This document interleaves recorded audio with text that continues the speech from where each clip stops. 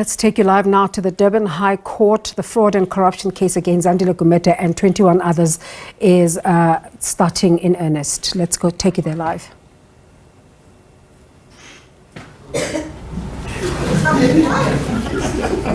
Is he there? Thank you. Ms. Carlo. Okay, so what about accused number 5? We're taking it in order. My lady, counsel is more important. I think that's why he jumped No. We're not going to have the status story in my court. Accused number 4 is represented by Mr. Naidu. And see, it's not here. Okay, number 9. No, number 5. My lady, I appear for accused 5, Carlin's initial I, and he is present in court. Thank you. And then Ms. Ntuli. My lady, I appear for accused number 9, and I'm Ntuli, initials NTL, and she is present in court. Thank you. Mr. accused 10 to... Yes, my lady, please. I appear for accused 10, 11, and 12, Jorgensen P, and the 2 are present in court. The other one's a juristic person. Accused number 13. My lady, I appear for accused 13 and 14, Ramata, initial R, both accused. And number 18. May it please the court, my lady, I confirm that I appear for accused 18 to 22. These are 3 natural persons and 2 entities, and my clients are present. Thank you. So we are ready to proceed. My lady, I see you are overlooking me again. Oh, so sorry. That now we are going to blame my registrar for that. And that will interfere with my fees. Accused I appear number? for accused number 15 to 18, my lady. 15, 16, and 17. And the name again was Mr. Magigaba. That's correct, my lady. And the accused are present in court. Thank you, Mr. Magigaba. Sorry about that. So, Ms. Locken, have you discussed with counsel the need to read out every charge and whether accused will dispense with that need that they do understand?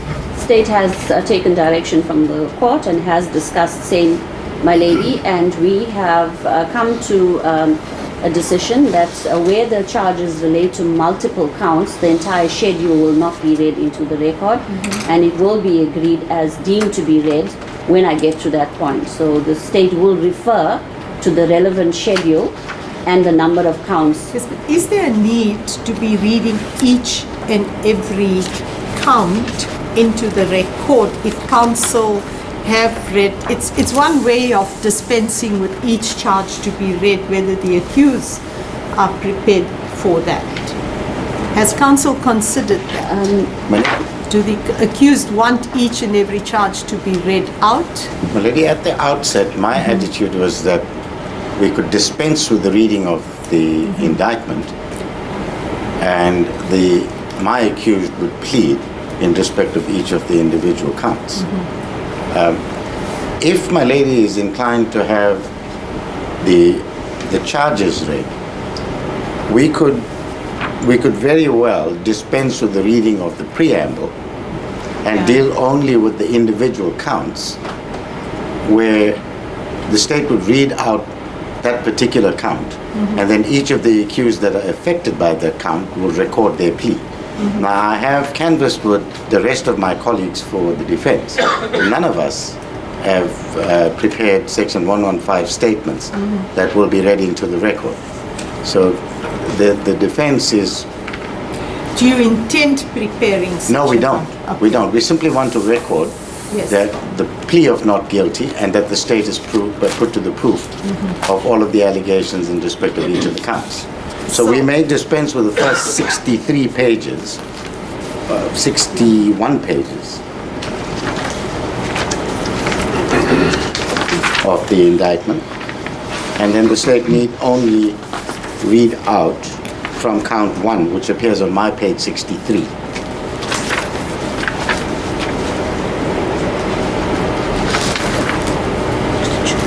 So, So, count one, and then each count just briefly, just what the count is. Yes. We don't need the whole story read out. So Correct. count one is a pattern of racketeering through an enterprise, count two, so onwards. So, The state stance in the matter is that when it comes to the general preamble, the state may refer to the general preamble that it is just the statutory framework upon which the charges were framed. Then the state would like to read the general preamble to the racketeering. is there a And need then- for that to read the whole preamble? If council have confirmed, and we will have to do that, that council have confirmed through the accused, with the accused, and we would have to confirm with the accused as well, that they understand all the charges and the preamble. As I indicated, my lady, that I don't have a problem with the general preamble, but the state would like to read the preamble in relation to the racketeering. Is just 2 pages. That's fine? Okay. And then dispense with the reading of pages sort of 1 to 57, 50, No. 56. 56.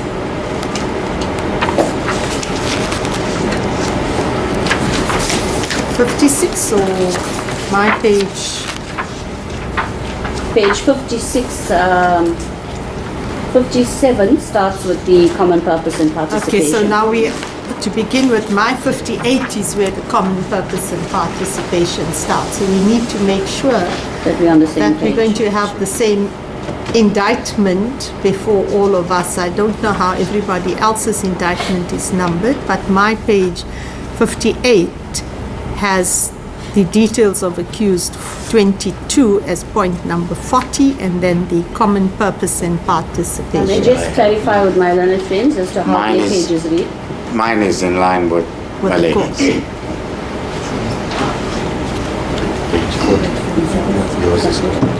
As well as the interpreter's copy we need to. And everybody else's indictment, is it in line I with think it mine? was a paragraph, when we printed it, it was a paragraph went off, and that's how the page number just dropped.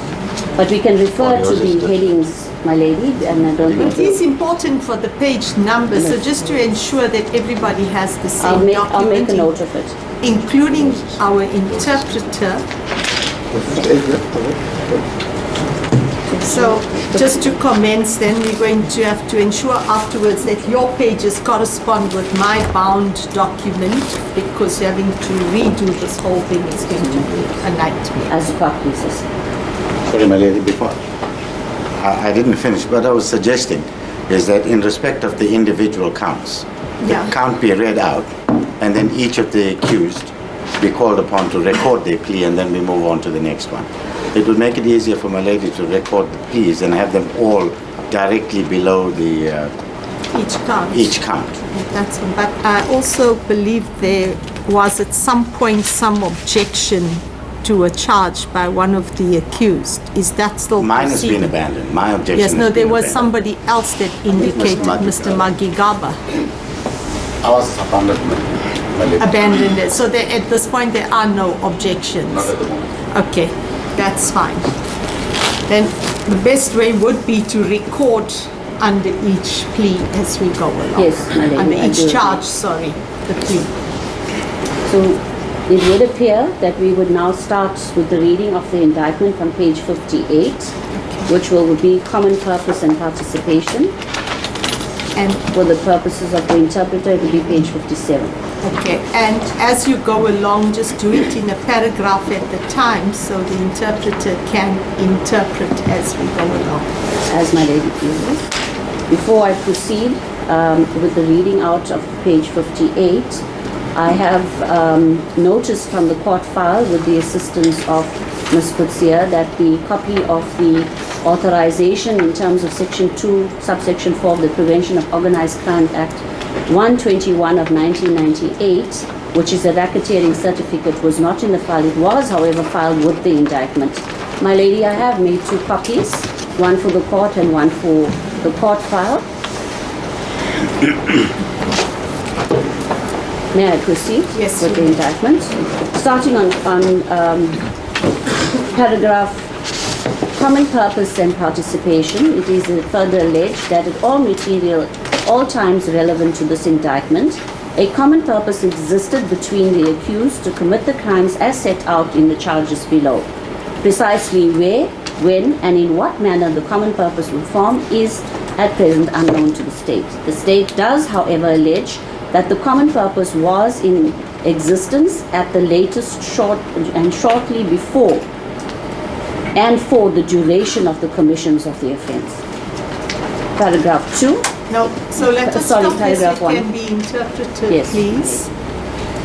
Kanjalo ke umshishisi lapha ke ukuthi ke kuyacaca ukuthi ke leli cala lenziwa ngombono omunye nanganhlosonye kulabo ke ababamba iqhaza kulo futhi ke kubeka nokuthi ke ngezikhathi zonke njengoba kuvela laphana ke ohlelo lokuthula kwamacala ukuthi kwasetshenzwa lapha ke ngalendlela yokuba mqondo munye esibiza phecelezi i-common purpose kuko konke lokho kwavezwa lapha njengoba ke amacala wonke la ngaphansi azobeveza lokho nokuthi ke uqoboqobo ke le ndaba njengoba kuhlanganiswa lapha ke ukwenziwa lento kukhona la umbuso noma kuhlanganiswa umshishisi lungena uqonda okupheleleyo ngakho ke noma kunjalo uhlanganiswa umshishisi unako lokuthi ke lingagcizelela ekutheni wonke lamacala enziwa kusetshenziswa lendlela yokuba mqondo munye nangesikhathi lapho kungaba maleshana noma nje baphambisana kancane ukuthi kushayele lesi sikhathi sokwenziwa lamacala kwabo kade kuvunyelwe.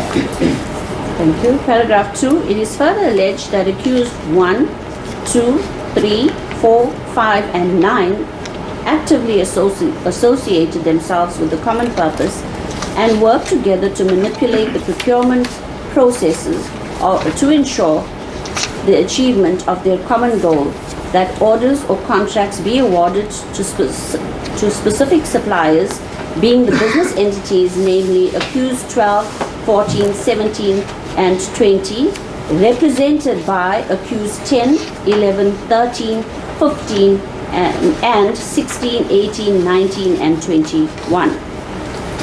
Okunye ke kutholakala lapha ke masihlabela phambili ukuthi ke umangalo lokuqala, wesibili, wesithathu, wesine, nowesihlanu kanye nowesishiyagalolunye. Ibona ke singathi babe ngobhongoza lapha phecelezi actively associated lapho babe ngobhongoza kwenziweni ke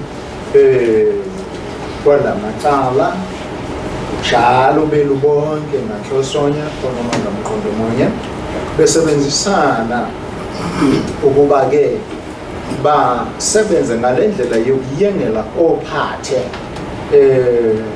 ukuze ke kutholakale uqinisekiswa ukuthi ke indlela nehlulo labo abanhlanganisile liyaphumelela ephetheleze common goal ukuze ke bese ke kukhishwa ke manje na ke esingathi phetheleze lokho kuthiwa ngamathenda noma ke kunikeza abantu igunya lokuthi kube yibo abazokhipha lempahla ukuze ibhizinisi lisebenze kahle kusetshenziswa lapha ke umangalelwa ishumi elinambili noma nganye ngithi 12, 14, 17 no-20 ababemele ke ilaba bamangalelwa abalandelayo ke u-10, u-11, u-13, u-15, u-16, u-18, u-19 kanye no-21. Paragraph 3. It is further alleged that accused 1 to 22, who were employees within the administration of the eThekwini municipality, business entities, councillors of the eThekwini municipality, their political constituents, associates, and persons proximate to the political organization of accused number 1 and 2, actively associated themselves with the common purpose and worked together to manipulate the procurement process to ensure that the common goal of the DSW tender being awarded to specific, to the next page, suppliers being the business entities, namely accused number 12, accused number 14, accused number 17, and accused number 20.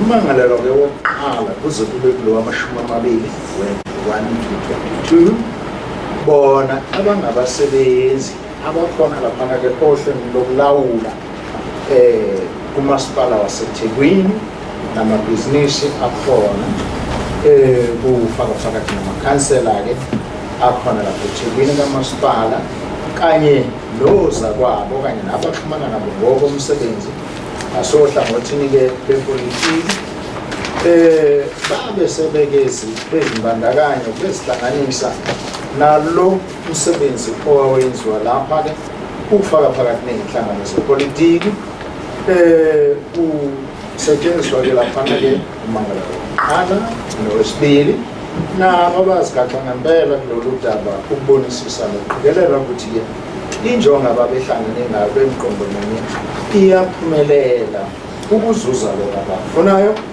ukuze ke manje ke u-DSW law amathenda akhe akwazi ukuthi aphume aye lapho befisa ukuthi aye khona ukuphumelelisa ke izinhloso zabo lokho ke okwakufaka phakathi umangalelwa ngo-12 no-14 kanye ke no-17 beno-20. Paragraph 4. Further, alternatively, it is alleged that at all relevant times, where an accused was not the actual perpetrator, he or she associated himself or herself with the acts or omissions committed or omitted by the other accused and shared their intention to commit the crimes as set out in the charges. Kungenjalo ke isigaba sesine kungahlelwa ke kusigatshana esingaphansana ngokwe benza noma ngamandla kunalezi ezingenhla okungukuthi ke kungenzeka ukuthi omunye kubamangalela akabambanga iqhaza gaqalakhe ekwenziweni kwalamacala kodwa ke wazimbandakanya nokwakwenziwa noma yena engenzanga ukuba ke kube khona ukuphula kwecala okwenziwayo noma angenzi lokho obekufanele akwenze ngamabomu eqa ke ezinye izinto ezingafanele ukweqiwa uma kwenziwa umsebenzi onje lokho kwenziwa ngokuthi ke lamacala ababhekene nawo babe bawenza kumele. Paragraph 5. Alternatively, the accused are guilty as the actual perpetrators or accomplices or accessories after the fact to the crimes as set out in this indictment. Uma ke kungazokuba njengoba kubekwe ngenhla sokungaba lokho okubekwa ngezansi ke esigabeni esingu-number 5 okungukuthi ke bonke abamangalelwa bangabenzi baleli cala kanye lamacala ababhekene nawo noma babehambisana ngokuvumelana kanhlosonye nangamqondo munye kuwo lamacala abathwese wona njengobuhlu lwamacala kusho nje. Preamble in relation to the racketeering offences, counts number 1 to 4. Paragraph 6. Whereas Section 2 of the Prevention of Organised Crime Act 121 of 1998, within brackets the Act describes the offences relating to racketeering activities. Okwesithupha-ke lokho ke sokungabe okungenani bathweswe icala abamangalelwa ngoko kuthiwa-ke phecelezi Section 2 obhekene nokuba kungaphulwa imithetho ongu-121 ka-1998 lowo mthetho-ke obhekene nokwenziwa kwamacala ngokuhweba noma ukuhwebelana ngendlela engekho emthethweni. Paragraph 7. And whereas Section 1 of the Act defines an enterprise as including any individual, partnership, corporation, association, or other juristic person or legal entity, and any union or group of individuals associated in fact, although not a juristic person or legal entity. Noma ke lokho kungenza sokuyisigaba sesikhombisa sona. Uma ngabo ukuchaza ke lento yalolu hwebo esikhuluma ngalo noma ukuhwebelana ngokungekho emthethweni ngoko ukuthi umuntu angazingenela kuyo lokho noma asigaxe yena ngokwakhe noma asabe nasebenzisana nabo phecelezi partnership noma ke kube lokho esasithi thina kuqala ucooperation kusho ukuthi ke angene lapho umuntu ngokuzihlanganisa ekwenzeni lo msebenzi kuleyo ndawo akuyo ngabe ungena ngasohlangothini lwengalo yezomthetho noma ke umuntu uyazifaka nje ngokwakhe kuloko kwenziwa ke kwamacala engezongena ngengalo yomthetho. Paragraph 8. And whereas Section 1 of the Act defines a pattern of racketeering activity as the planned, ongoing, continuous, or repeated participation or involvement in any offence referred to in Schedule 1, of which one of the offences occurred after the commencement of the Act, and the last offence occurred within 10 years, within brackets, excluding any period of imprisonment, close brackets, after the commission of such prior offence referred to in Schedule 1. Kungenjalo-ke kungaba ke ukuchaza lokhu yona indlela leyo yokuhweba ngokungemthetho amakhobisana ngokungemthetho njengokwenza umsebenzi ngendlela ke ehleliwe eqhubekayo njalo noma kwenziwa kuphindaphindwa ukuba umuntu ke ade ebamba iqhaza ezifaka okwenziweni kwalamacala kwesikhuluma ngalo kuhlalo kuqala okungaba ke ngamacala lawa ke enzeka ngasemva kokuba isenzo lesokanye umthetho lo kwenzekile njengoba kubhaliwe lapha phansi ukuthi kungaba isikhathi esingaphansi kweminyaka elishumi phecelezi 10 years ngaphandle ke makuzobeka lokhu ke okulapha ngenhla okuthiwa ke isikhathi sokuboshwa noma sokuba ke ngaphansi kwengalo yomthetho emva kokwenza ke leli cala njengoba ke kushiwo laphana ke kuhlo lamacala phecelezi uSchedule 1. Paragraph 9. And whereas the Act provides that any person who receives or retains any property derived directly or indirectly from a pattern of racketeering activity is guilty of an offence and knows or ought reasonably to have known that such property is so derived, and uses or invests directly or indirectly any part of such property in the acquisition of any interest in, or in the establishment or operations or activities of any enterprise is guilty of an offence as set out in Section 2, subsection 1, subsection A. Kungenjalo ke ngaba lokho kusesigabeni sesishiyagalolunye 9 la ke umthetho ke uchaza khona kahle ukuthi ke uma umuntu ke ezosigaxa ezindabeni ezinje noma emsebenzini ke onje eloko ke okwesithi thina abantu ke ukuthenga ebafanele ukuba ke manje uthole impahla noma uthenga impahla ngokungemthetho noma oyibonayo nawo ukuthi ayihambanga ngemigudu efanele kwezwa kwebo kodwa noma kunjalo uzifake phakathi lokho ke kusho ukuthi ke umuntu ngokwenza leyo nto noma uthola leyo mpahla ebivele itholakale ngokungemthetho kuba ke seba ngomunye naye ofanele ukuboshwa amakuboshwa labo abakwenzile lokho noma yena engakwenzanga kusho ukuthi ke uzigaxe yena ecaleni njengoba ke ku-section 2 laphana ke esho isigajana sokuqala esingu-A. It seems like my warning was was ignored. Whose cell phone has gone off in my court? Somebody's cell phone has gone off in my court. Whose cell phone is it? Are you one of the accused? No.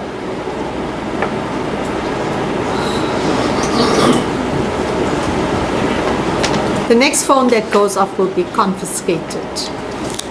Kuthiwa ke angakhala umakhalekhukhwini le nkantolo bakwethu usuke umuntu aboshweke kanti bonke omakhalekhukhwini alokhu bekhala la enkantolo bonke bazophika utolika.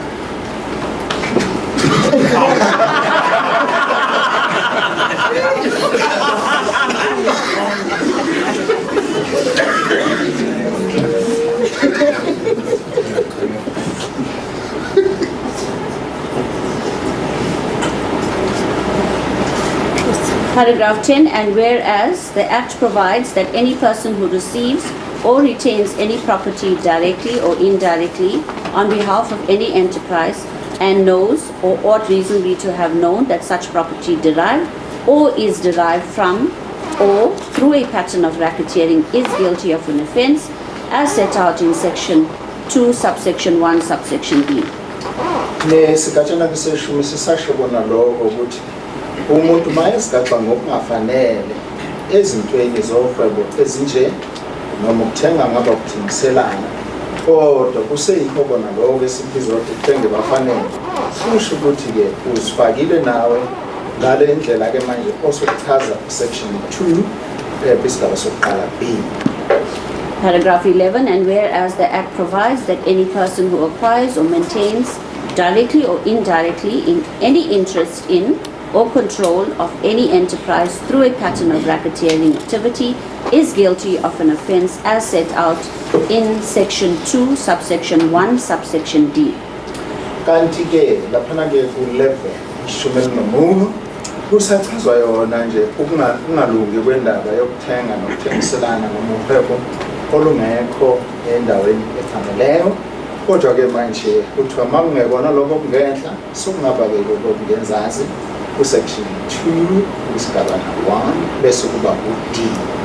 Paragraph 12, and whereas the Act provides that any person who, whilst managing or employed by or assisted with any enterprise conducts or participates in the conduct directly or indirectly of such enterprise affairs through a pattern of racketeering activity is guilty of an offence as set out in Section 2, subsection 1, subsection E.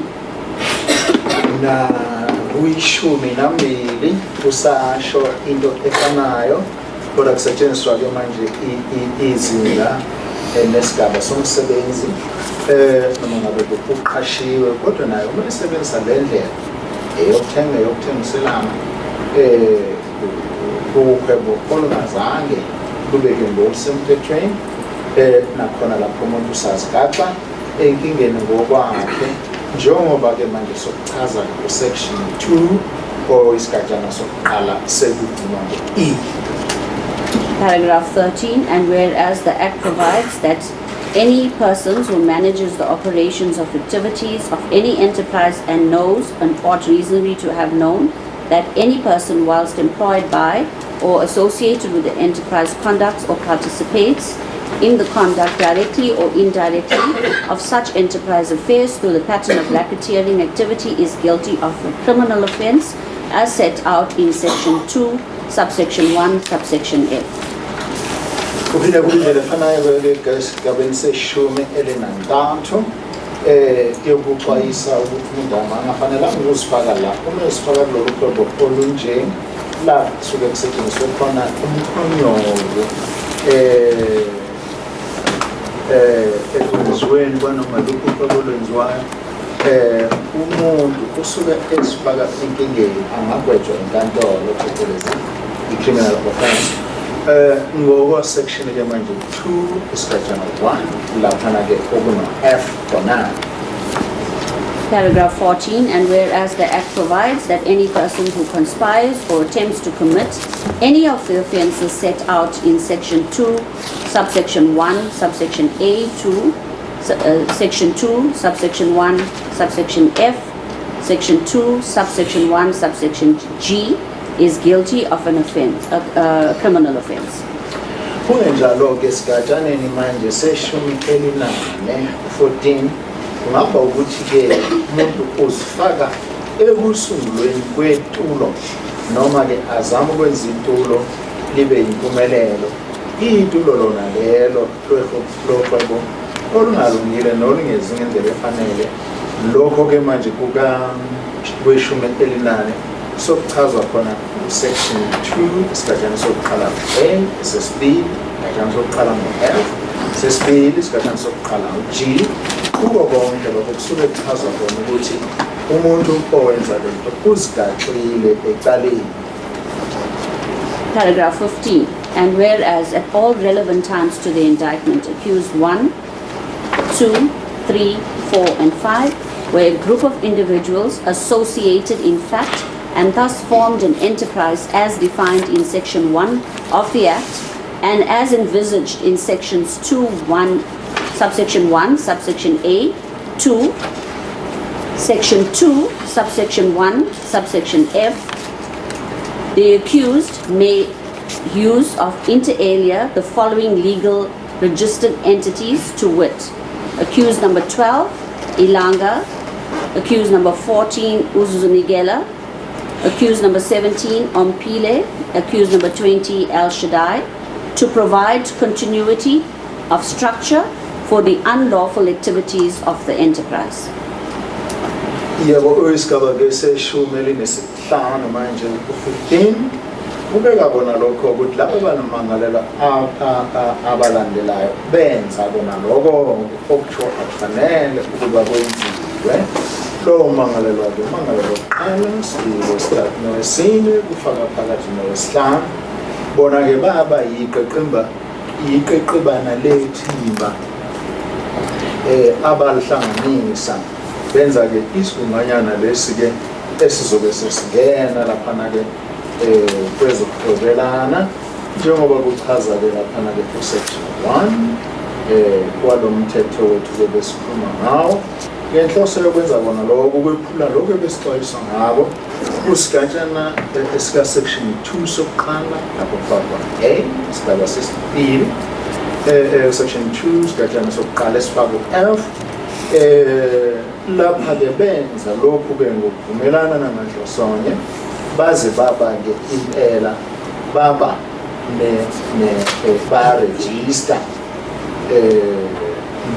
leli qembu labo lokwenza lo msebenzi-ke ukuze basebenzisane manje nommangalelwa weshumi elinambili 12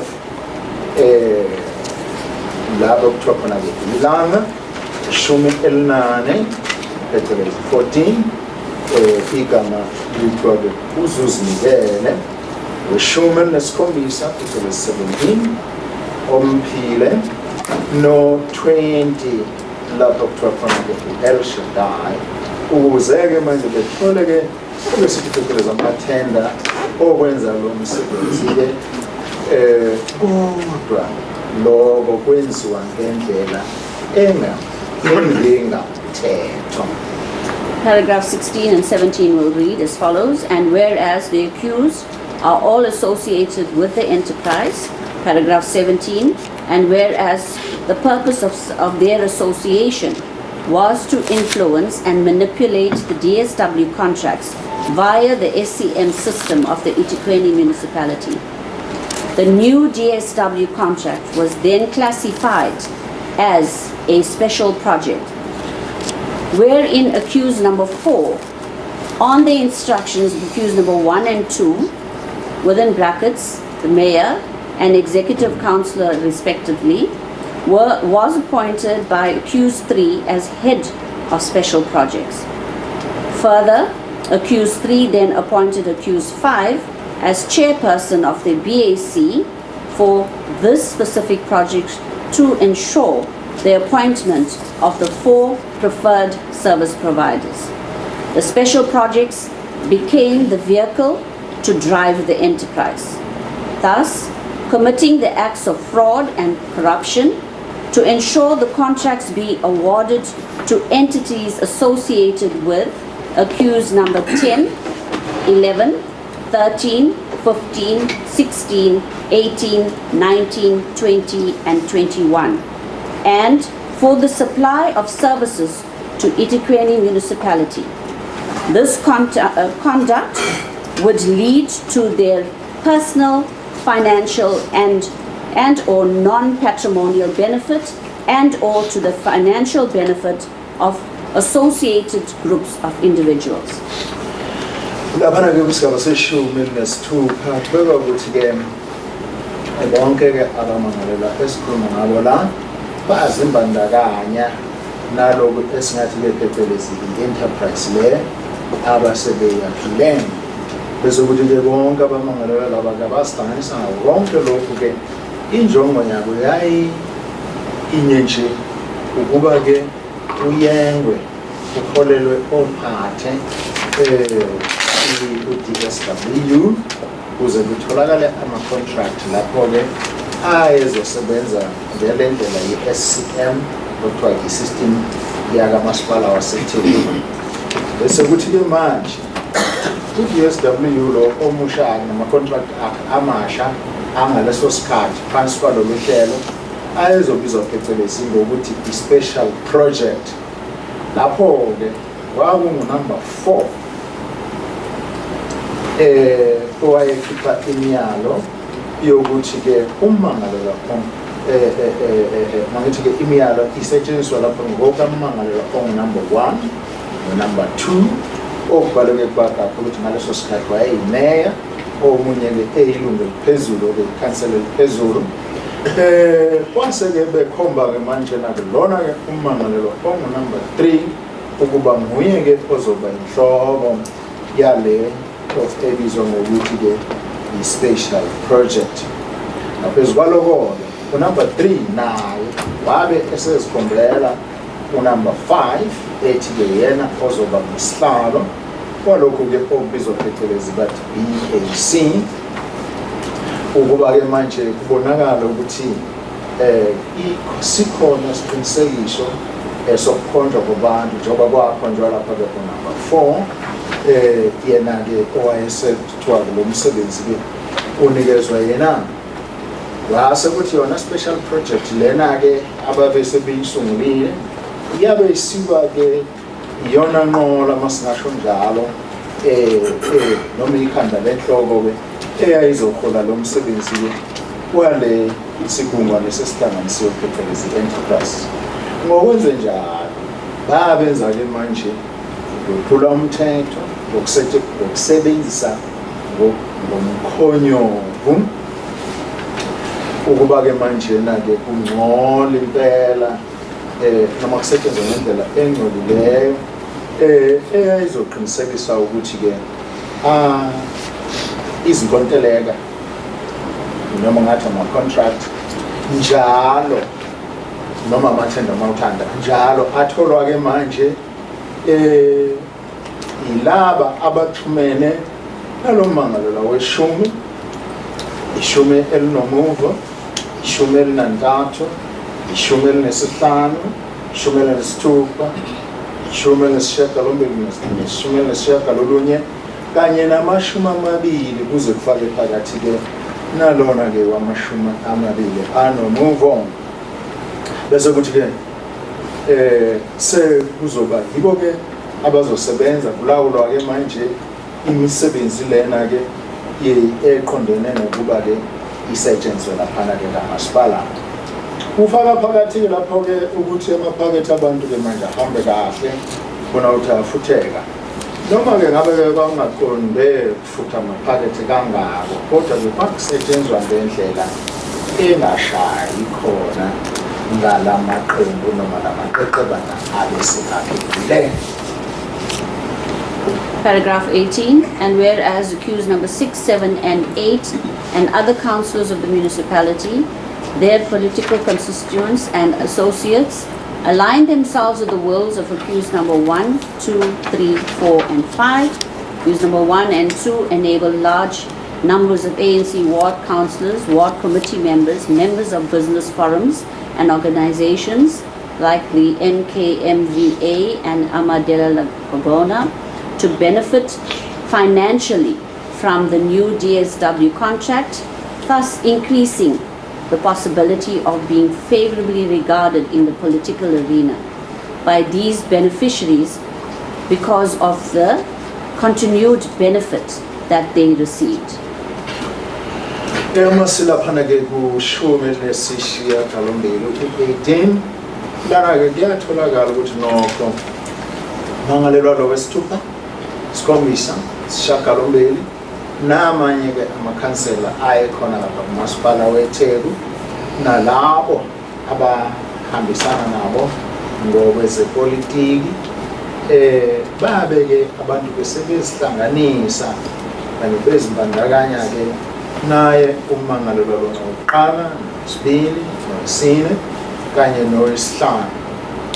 kungukuthi-ke umangalo lokuqala nowesibili ibona abavula-ke iminyango lapho-ke ukuthi kungangena-ke iningi impela lamakhansela akakhongolose nabaphathi bamawadi namalunga athize asemakomedini nawo wonke abasemabhizinisini noma ey'nhlanganweni ezinjalo njengoba kwagcina kungena-ke manje inhlangano ezinjengo-MK, MBA nabo madela ngokubona bonke laba-ke sokuhlanganiwe kwakhiwa-ke umbele okwansile impela ababezode bencela kubona-ke laphana-ke ku-DSW uma kuziwa-ke kulokhu ekuthiwa singathi ama-contract okanye-ke isivumelano zokwenza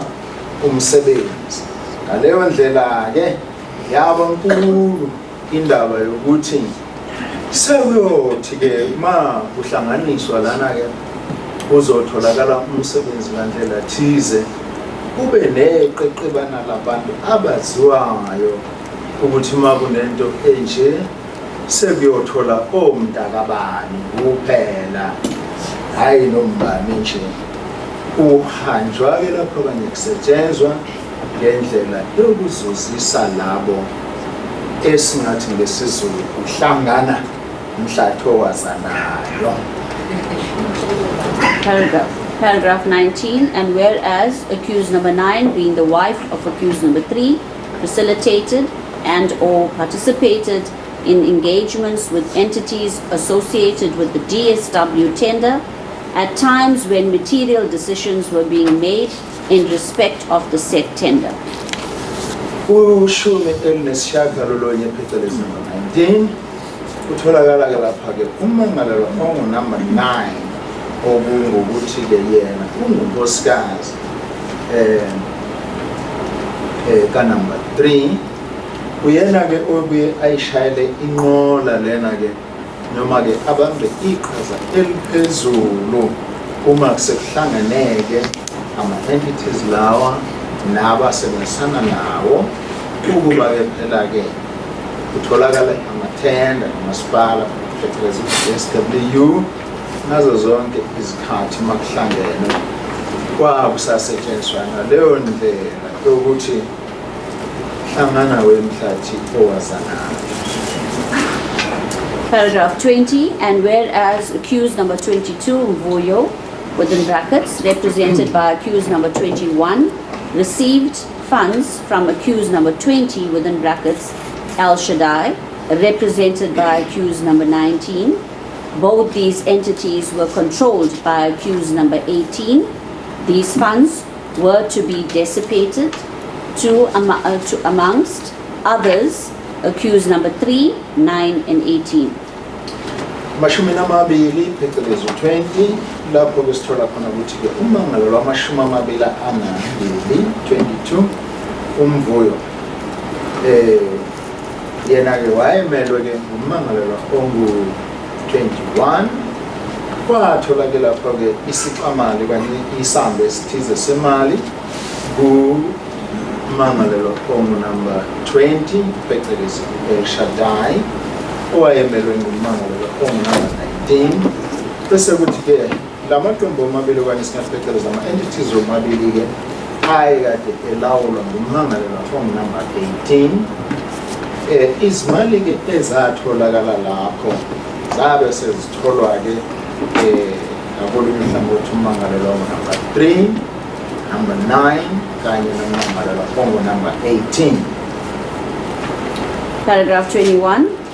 As such, the association of accused number 1, 2, 3, 4, and 5 constituted an enterprise as defined in section 1, subsection 1 of the Act, and the association of accused number 6 to 22 forms part of the enterprise. Yasunguleka kanjalo into esingathi-ke enterprise masebenzisa ulimi lokubolekwa ngokuhlangana-ke lapha kwamangalelwa ongunumber 1, 2, 3, 4 kanye no-5 besebenza-ke ngale ndlela because of section 1 isigaba sokuqala kulo mthetho ke esikhuluma ngawo bezihlanganisa futhi ke nomangalo ukusukela kowesithupha kuze kuye owamashumi amabili babe khona kulesi sigungu. Paragraph 22, and whereas accused number 1, 2, 3, 4, and 5 manage the operations or activities of the enterprise, and all accused and other persons known and unknown to the state, either directly or indirectly, were involved in the enterprise or conducted or participated in the conduct of the enterprise, and or acquired or maintained an interest in or controlled the enterprise through a pattern of racketeering activities. Kwaba kanjalo ke mase siku 22 kwaba kanjalo ke umangalo 1 2 3 4 and 5 babe yibo abashayeli bale nqola bese kuthi bonke abamangalo abakhona la abaziwayo noma ngabe abangaziwa basohlanganiswa nombuso baba ke ngandlela thize neqhaza abalibambayo nasekwenziweni kwalomsebenzi ophatha ke ezohwebo kwebelana kwenkampani ngokungemthetho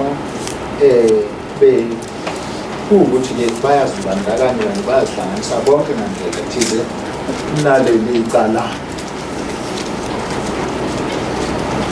Paragraph 23, and whereas such involvement in and or operation and or management of and or employment by and or participation in the conduct of the affairs of the enterprise occurred through a pattern of racketeering activities as set out in counts number 5 to 112 below, in that all of the accused committed two or more acts of racketeering during the period covered in the indictment. Lapha ke mashumi amabili anesithathu 23 sithola ukuthi ke ngokuzibandakanya kulolu hlelo nalomsebenzi onje na kuso ke isigungu esilawula senza lo msebenzi onje okwebelana ngokungemthetho bazifaka ke ecaleni abamangalelwa ngale ndlela ke okuchazwe ngawo ngokomthetho lapha ngezansi kusukela ke ku-5 kuze kufike ku-112 lokho ke okuthatha kusukele ekutheni abamangalelwa benza icala okungaba amacala amabili noma ngaphezulu kwamacala amabili ngokuzibandakanya kulolu hlelo lokusebenzini. Paragraph 24, and whereas the offences in respect of which the accused are charged were committed with the intention to benefit the enterprise, its managers, employees, and persons directly and indirectly involved therein. Lapha ke ku-24 sithola ukuthi umuntu okulento ungene bakithi noma ke ungene ngoba ke uthweswa leli cala nje ngoba wayekade ke esesikhundleni esiphezulu kulo lolu hlelo. Inhloso nje ukuthi uma umuntu ayengenele ukuba ngandlela thize kube khona akuzuzayo naye ezimalini ezitholakala kuwo lo msebenzi noma kuleyo ndawo bekuyona beyi-manager noma bengumsebenzi nje oqashiwe noma ukwenze lokho ngokubamba iqhaza umqondo ngokungena emsebenzini awenze noma akabambanga qhaza kodwa ngandlela thize uyathintela wonke lo muntu onjalo ungene ke ekwenziweni kwaleli cala. The state will now proceed with count 1, which refers to all accused, the citation being that the accused are guilty of the crime of the contravention of section 2, subsection 1, subsection E, read with sections 1, subsection 2, section 1, section 2, subsection 2, 2, subsection 3, 4, and section 3 of the Prevention of Organized Crimes Act 121 of 1998, conducting an enterprise through a pattern of racketeering. The charge reads as follows: that in that on or about the period December 2017 to July 2019, Attorney at Durban in the District of Durban, the accused, whilst managing or employed by or associated with the enterprise as defined above, unlawfully conducted or participated in the conduct directly or indirectly of such enterprise affairs through a pattern of racketeering activities, which includes the planned, ongoing, continuous, repeated participation or involvement in the offences, including that of fraud and corruption, as set forth in counts number 5 to 112, counts number 121 to 126, and counts number 127 to 128. Now, therefore, the accused are guilty of the crime of conducting an enterprise through a pattern of racketeering activities. Okay, so now I do require each of the accused to plead to this charge. So if we could start with accused number 1. If you could just stand up. My lady, I'm not sure if at this point the interpreter will... Oh, he hasn't proceed. interpreted. Sorry. Thank you.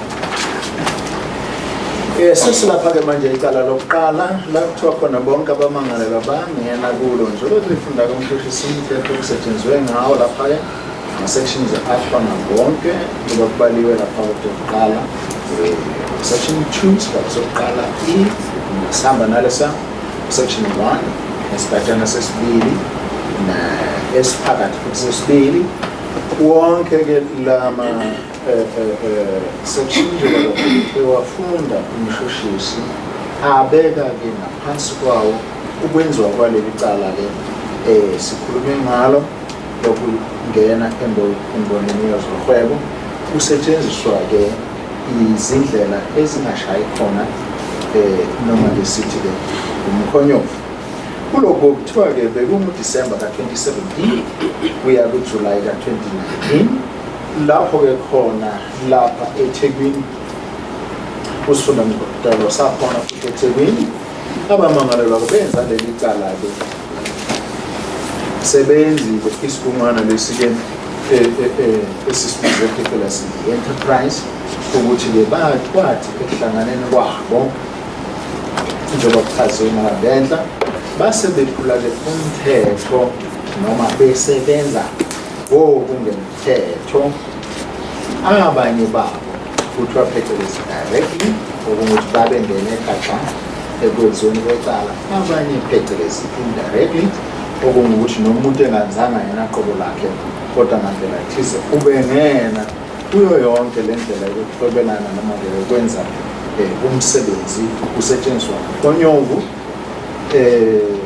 nokungathembeki nje ukuba-ke kusetshenziswa indlela eziqondile kwenziwa-ke leli cala esilibiza phecelezi-ke i-fraud and corruption lapho-ke kungukuthi-ke kusuke kusetshenziswa indlela engafanele izimali nokwenziwa kwawonke lo msebenzini. Lokho-ke kusho ukuthi-ke manje bonke abamangalelwa abaphambi kwenkantolo bayathweswa icala lokuthi basebenzisana ngaleyo ndlela yokungena shi ezimalini nasekwensebenzeni ngokwezinkampani ezizokwenza imali kodwa ngendlela engafanele. Okay, so I do require each accused to stand up at the time and kindly plead to count 1 as it's been read out to you. So could we start with accused number 1? Ntokoze inkantolo icela-ke manje ukuthi bonke abamangalelwa ngamunye bame ngezinyawo ukuze asho-ke ukuthi umangalelwa kuleli cala athweswa lona leli lokuqala uyalivuma yini icala noma uyaliphika na. Sonke-ke simeme ngezinyawo sizikhulumele ngamunye ngamunye. Ms. Gumede, how do you plead? I'm pleading not guilty to this charge, my lady. Thank you. Accused number 2, Mr. Mtembu. Not guilty, my lady. Accused number 3. Plead not guilty, my lady. Accused number 4. Not guilty. Accused number 5. Not guilty. Accused number 6. Not guilty, my lady. Number 7, Not guilty, my lady.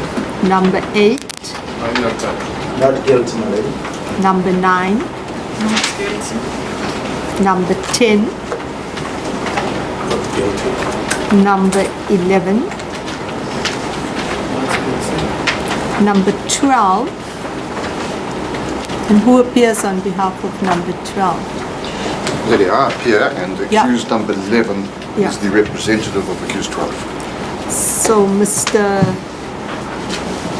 Dludla, for accused number 11, you are representing accused number 12. How do you plead? So, accused number 13, Not guilty, my lady. accused number 14, who appears on behalf of, represents accused number 14. Accused number 13, my lady. So, Mr. Mkise, do you plead on behalf of accused number 14? Not guilty, my lady. Number 15, accused number 15. Accused number 16. Not guilty. Accused number 17. Who represents accused number 17? It's both of them, my lady. So that's accused number 15 and 16. That's correct. So accused number 15 and 16, how would you plead on behalf of accused number 17? Accused number 18. Not guilty. Accused number 19. Accused number 20. Not guilty. So who represents accused number 20? Which accused?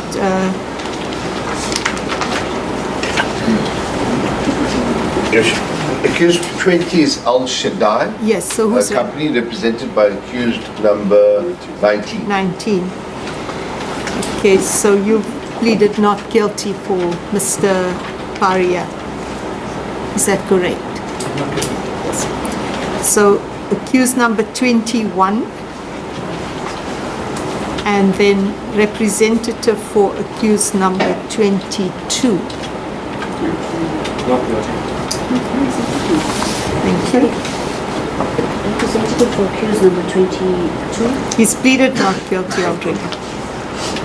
Mr. Panan.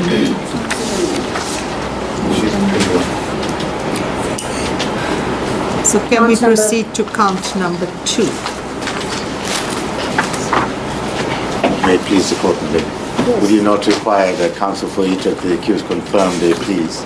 At this stage, you want to do that? If we could, then Okay, the that's process fine. is complete.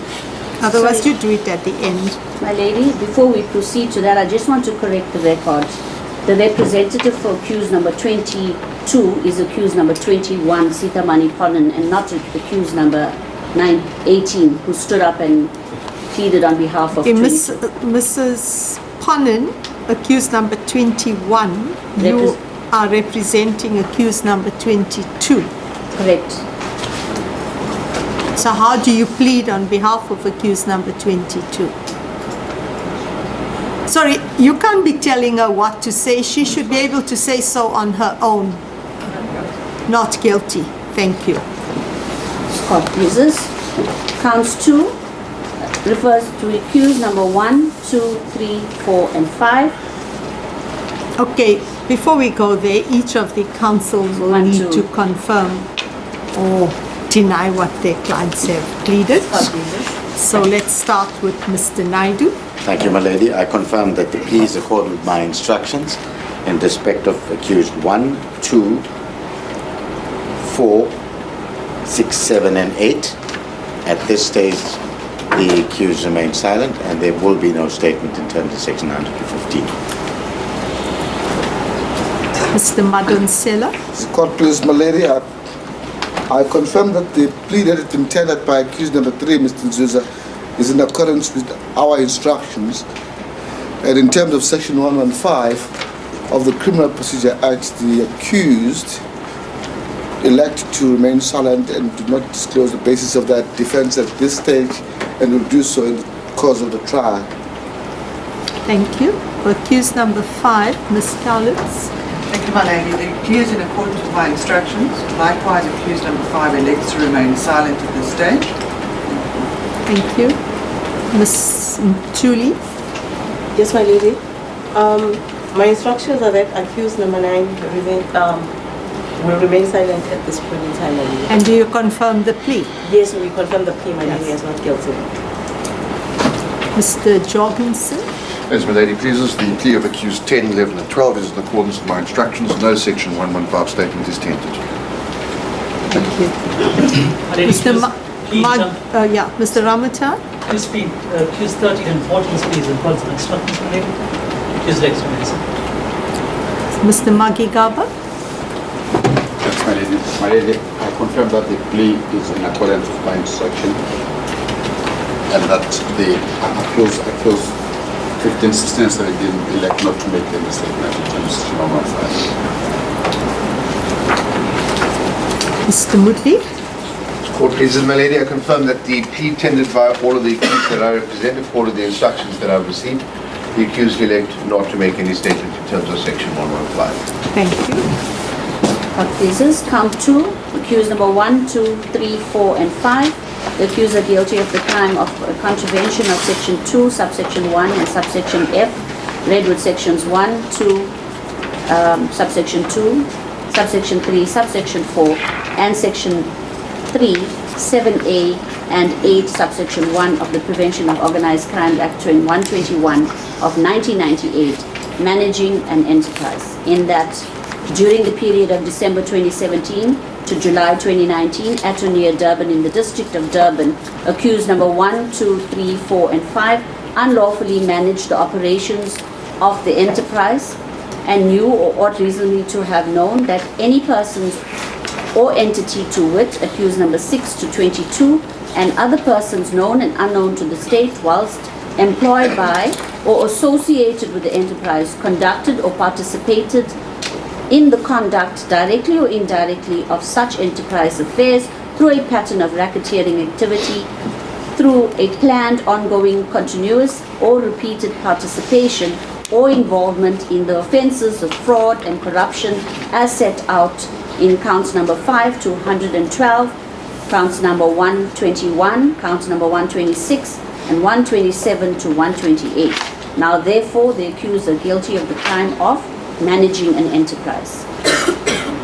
Icala lesibili ke libekwa abamangalelwa yilo lelo mshushisa selishilo ngoba lama sections ke asewa lo mshushisi nje beyawacaphula nje kuthiwa nakhona lapha bekuye mhla December ka 2017 kuya ke July ka 2019 khona lapha ke eThekwini kusifunda nkantolo sakhona lapha eThekwini lapho kuthiwa khona umangalo oqala wesibili wesithathu nowesine nowesihlanu bona ke benza leli cala ngokwephula umthetho kuyibo ngizothi ke abashayela lenqola yalo msebenzi ke bebebazi kodwa ukuthi ke noma ke ungena bekufanele ngabe bayazi lokho abakwenza kwenza ngokungemthetho lokho ukuthi ke unumber 6 kuya ku-22 lapho okungaba khona nabanye abantu abaziwayo hlangothi nombuso noma bangaziwa ibona bekwenza lokhu beqashiwe noma ke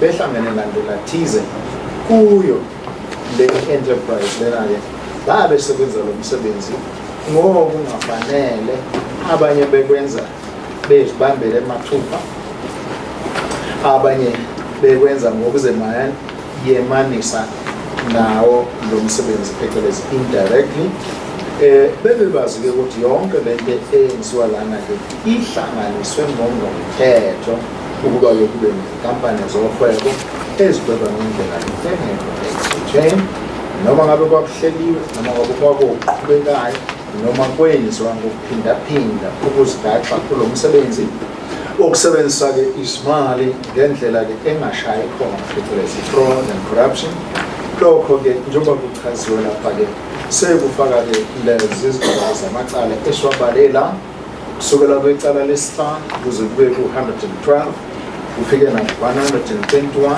kuye ku-126 kusuke futhi ku-127 kuze kube kuyofika ku-128. Bamangalelwa-ke la babeke lona leli cala lokuthi-ke longamele kodwa basingathe lo msebenzi onjena ngokuthethonga. Okay, accused number 1, how do you plead? Not guilty, my lady. Accused number 2, Not guilty, my lady. accused number 3, Not guilty. accused number 4, Not guilty. and accused number 5. Not guilty. Mr. Naidu, on behalf of the accused 1, 2, and 4. May it please the court, my lady. In respect of accused 1, 2, and 4, the plea accords with my instructions. The state is put to the proof of the allegations in this count. No statement in terms of section 115. Mr. Madonsela, Please, my lady, on behalf of accused number 3, I confirm that the plea of not guilty tendered in relation to this count is in accordance with my instructions, and similarly in this regard, there is no statement that the accused is prepared to make at this stage in terms of section 115, and the basis of defense will be closed in due course. thank you. And Ms. Collins, on behalf of accused number 5. My lady, the plea is in accordance with my instructions, and likewise accused 5 will remain silent and present his defence during the course of the evidence. Thank you. I think we can commence with count 3 after the long adjournment so that you're not disturbed halfway through. So the court As will what we said. reconvene at 2 o'clock, please. Not 2:15, 2 o'clock. Court will rise. Phakathi kanjalo ibe kanjani ntombazane enkantolo ukuthi sibonana ngehola lesibili.